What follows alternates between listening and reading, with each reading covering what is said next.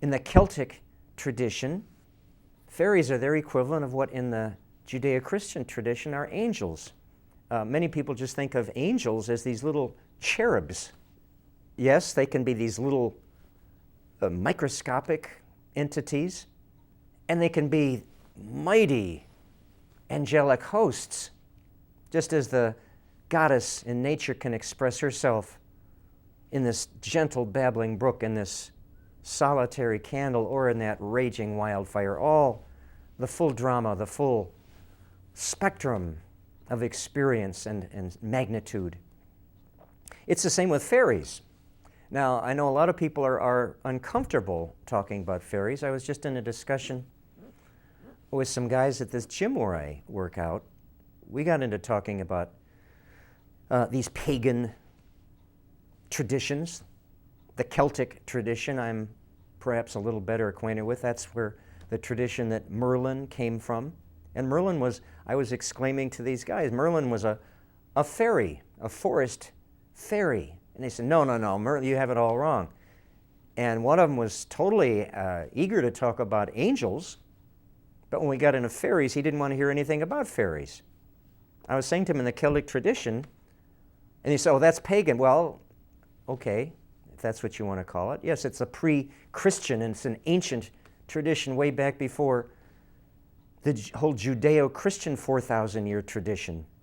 But these Celtic expressions of the Holy Spirit, these are forest people, rural, long before civilization came about. And they lived in nature.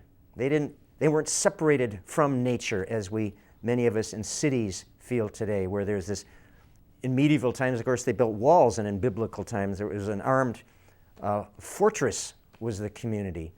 But even now, if we don't have literal walls, we have these, in our imagination, we still feel we're in a walled compound, walled off from nature. But back the whole span of history, coexisting with all the world religions have been these communities who are still part of nature, who don't feel that separation, and they have shaman eyes and ears and hearts that can hear this nature goddess symphony.